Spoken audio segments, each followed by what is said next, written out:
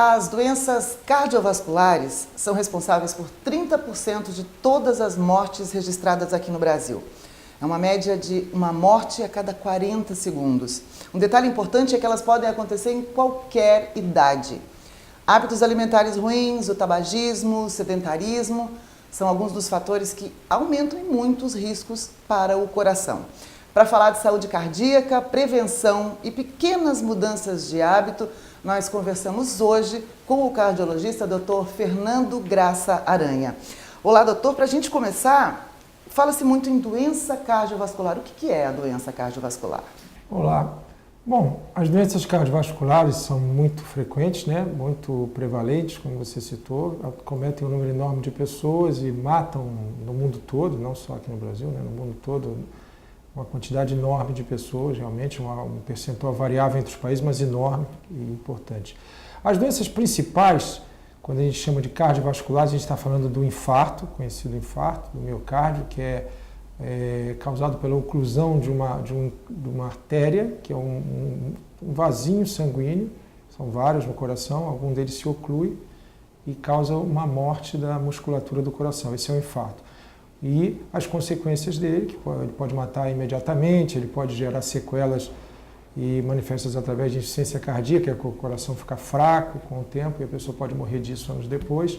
E a gente também não pode afastar desse conceito os AVCs, os derrames, os infartos cerebrais, que são basicamente causados pelo mesmo mecanismo, obstrução do encanamento das artérias do cérebro, no caso, né?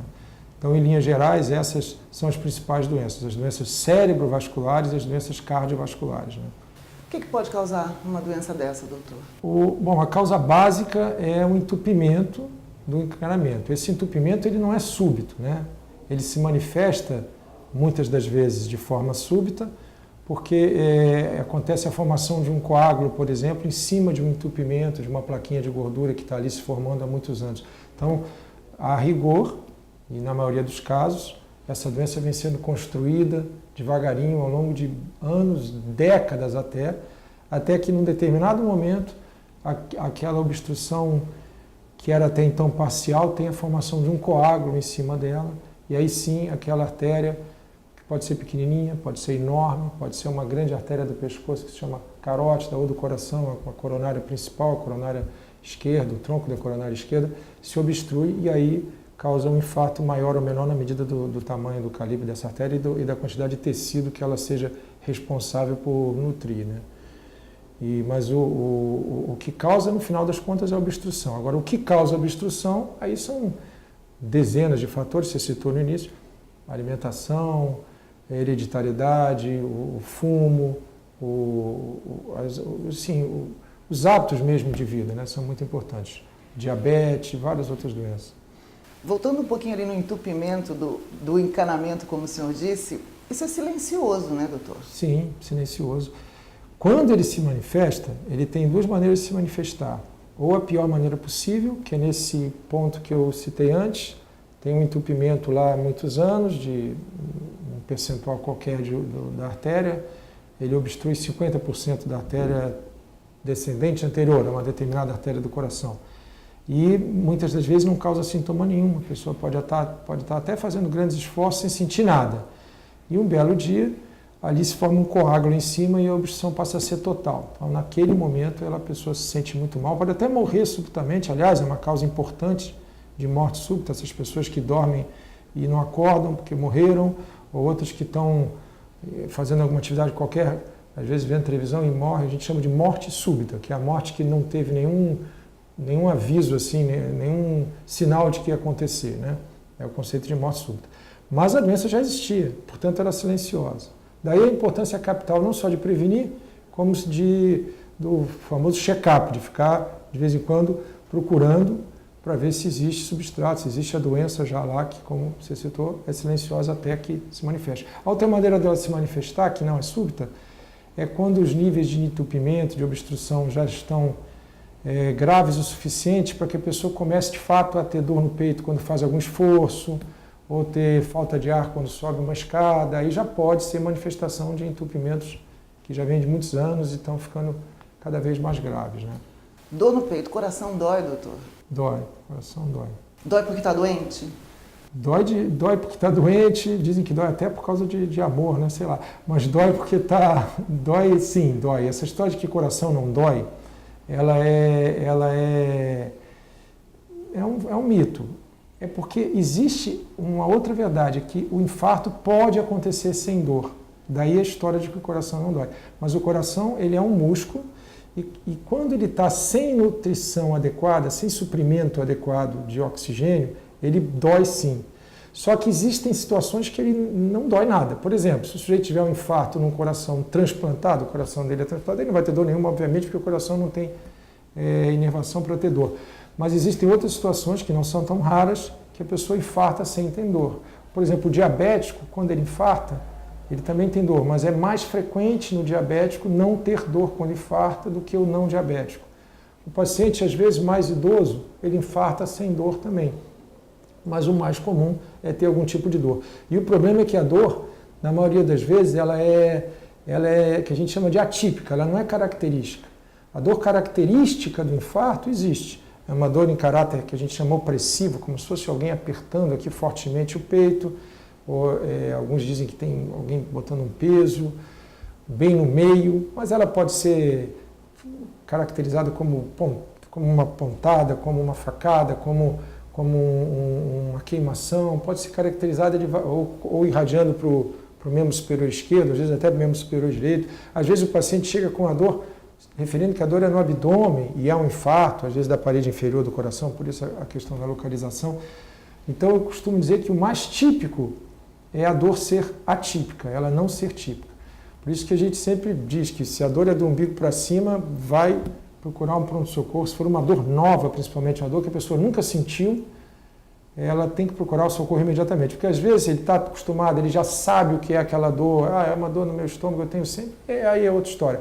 Mas se é uma dor inédita, que a pessoa nunca teve, o mais seguro é procurar. Frequentemente a gente atende pacientes com infarto que estão tendo dor há vários dias e estão atribuindo essa dor a outras causas, porque a gente tem a tendência a negar, algumas pessoas têm a tendência a negar o que seja mais grave, outros não, né? São hipocondríacos que têm a tendência a exagerar, mas na dúvida esses são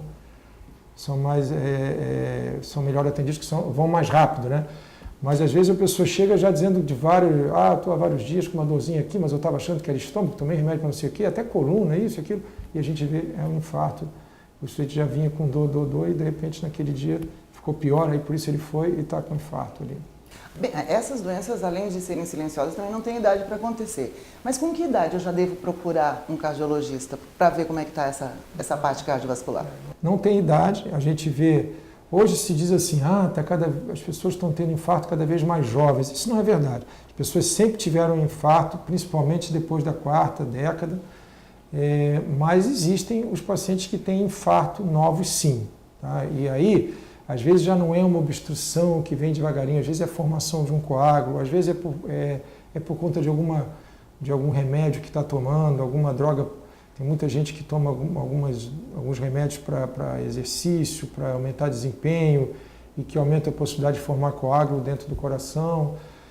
Então tem infarto em qualquer idade. Claro que ele é mais frequente após a quarta, quinta década e fica bem frequente a partir de então. E a mulher ela é um pouquinho poupada durante uma determinada fase. A mulher ela costuma, em média, ter a doença manifesta um pouco depois do homem, em média, por conta de uma proteção hormonal, mas a mulher, depois da menopausa, ela tende a seguir a doença de forma semelhante à do homem, com agravante, que a mulher ela acaba tendo a doença quando tem, embora ela tenha menos doença, em termos quantitativos, a quantidade de mulheres doentes seja menor, quando ela está doente, o comportamento na mulher é pior. O prognóstico do infarto na mulher, se forem 2 infartos iguais, tende a ser pior que no homem. A mulher tem um risco maior quando ela tem a doença, por incrível que pareça. Embora seja pouquinho menos frequente a doença na mulher, porque ela se manifesta um pouquinho mais tarde. Né? Hereditariedade. Se meu pai, meu avô, minha mãe, minha avó tiveram ou têm problema de coração, significa que eu vou ter também?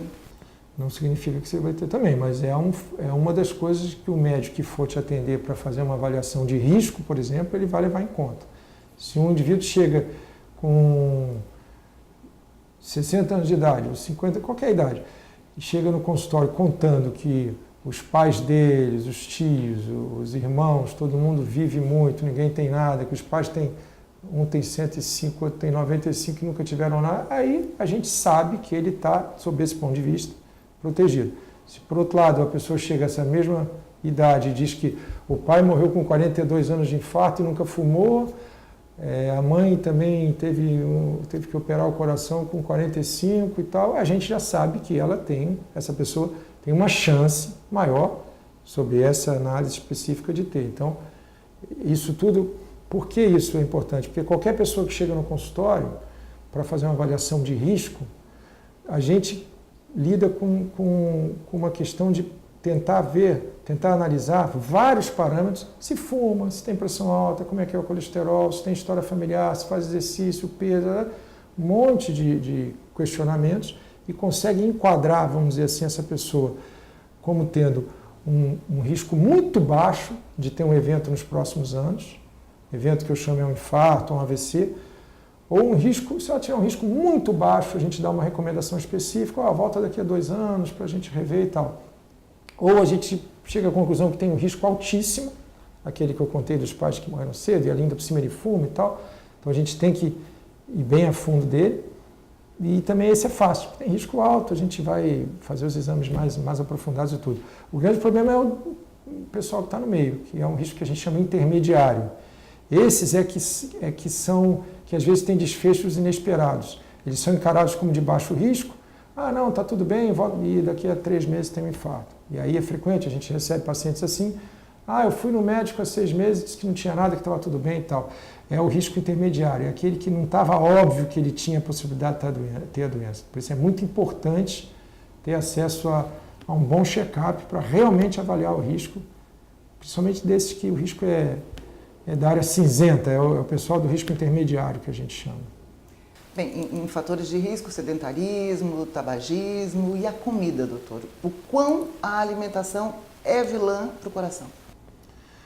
A alimentação ela é muito importante, mas esse é um assunto por si só que ele já é gigante, porque a alimentação, embora seja um dos fatores de risco capitais aí para o risco cardiovascular, e não só o cardiovascular, o risco de doenças em geral, a gente tem uma série de conceitos que possivelmente estão errados, entendeu? Então, por exemplo, a gente aprendeu, todo mundo da nossa geração aprendeu, desde os anos 60, 70, que a pior coisa do mundo é comer gordura. Hoje em dia já sabe que não é bem assim. Hoje em dia já sabe que o problema principal não está na gordura, está nos alimentos que a gente chama de carboidratos refinados, que é os alimentos derivados da farinha de trigo, o arroz, os sucos de fruta muito ruins, batata, a cerveja, infelizmente, é um alimento ruim também para isso. Esses alimentos eles têm um impacto no nosso organismo muito ruim, eles aumentam muito o nosso nível de açúcar no sangue logo depois que eles são ingeridos, e a consequência disso é terrível. Eles são alimentos que a gente chama hoje de inflamatórios, e eles provocam o aumento de um hormônio chamado insulina no nosso sangue, que aumenta muito, para poder dar conta desse açúcar que aumentou bastante. E essa insulina tem efeitos devastadores em algumas pessoas, não em todas.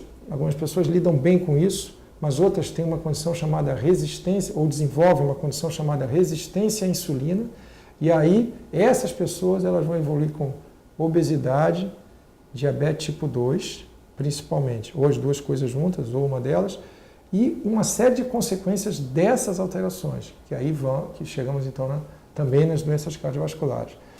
Doutor, para nós encerrarmos, que conselho que o senhor daria para que as pessoas pudessem manter o coração, suas veias, o seu encanamento saudável?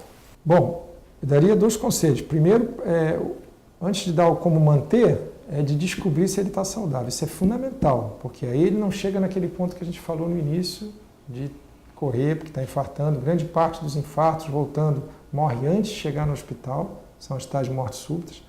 Então, quando a gente chega ao ponto de ter um infarto, é terrível. Claro que tem tratamento, cada vez melhor, mas a chance de você nem chegar no hospital é real e perigosíssima. Então a gente tem que descobrir se tem a doença. Isso é um bom médico, um bom check-up, dá para descobrir sempre, né? Não basta ir no médico e fazer um eletrozinho e um outro exame. Tem que conversar muito, ele tem que avaliar o risco e aí, em função disso, ele vai ver se precisa fazer algum exame adicional ou não. Então isso é muito importante. Agora, como evitar? Bom, a gente não consegue evitar a nossa carga genética, a gente não consegue evitar, em alguma medida, o estresse, né? A gente até consegue e deve tentar sempre, mas muitas vezes isso é mais fácil falar do que fazer, né? Você tem que estressar menos, é difícil a gente, na prática, na maioria das vezes, fazer isso, embora seja importante a própria pessoa tentar, né? O que a gente pode investir hoje é no cigarro. O cigarro realmente é uma porcaria, ele é o pior fator de risco para a doença vascular, para o entupimento das artérias, mas hoje o brasileiro fuma muito menos do que fumava, isso é público e notório, as estatísticas são claras, nos Estados Unidos, Brasil, quase todos os países do Ocidente se fuma muito menos. E a questão da alimentação é muito importante. E aí tem que ter um bom médico acompanhando, um nutricionista, alguém que realmente esteja estudando, esteja bem atualizado nesse assunto para acompanhar, né? Além disso, é muito importante também a atividade física.